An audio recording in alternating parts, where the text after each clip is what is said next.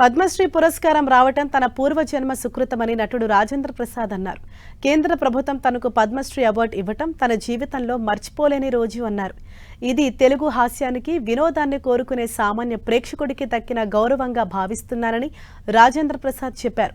తాను ఈ స్థాయిలో నిలబడటానికి, ఈ అవార్డు పొందడానికి తెలుగు సినీ ప్రేక్షకులే కారణమని రాజేంద్ర ప్రసాద్ అన్నారు. నా జీవితంలో ఎంతో సంతోషకరమైన రోజు. భారత ప్రభుత్వం నాకు పద్మశ్రీ పురస్కారాన్ని ప్రకటించిందని తెలిసినప్పటి నుంచి నా కళ్ళు ఆనందంతో నిండిపోయాయి. ఒక నటుడిని గుర్తించి ఇంతటి గొప్ప గౌరవాన్ని అందించిన భారత ప్రభుత్వానికి నా శిరస్సు వంచి నమస్కరిస్తున్నాను.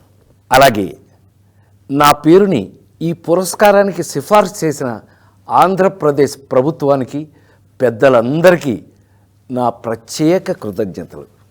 నిజం చెప్పాలంటే ఈ అవార్డు నాది కాదు, మీది. 48 ఏళ్లుగా నన్ను ఒక నటుడిగా మాత్రమే కాకుండా మీ ఇంట్లో ఒక మనిషిగా, మీలో ఒకడిగా గుండెల్లో పెట్టుకుని చూసుకుంటున్నారు. నేను నవ్వించినా ఏడిపించినా మా రాజేంద్ర ప్రసాద్ అని మీరు చూపించిన ఆప్యాయత నాకు దక్కిన నిజమైన అదృష్టం. ఆ ప్రేమే ఈరోజు నన్ను ఇక్కడ దాకా నడిపించింది. నాతో పాటు ఈ ఏడాది పద్మ పురస్కారాలు అందుకుంటున్న దేశంలోని మహానుభావులందరికీ నా శుభాకాంక్షలు తెలియజేస్తాను.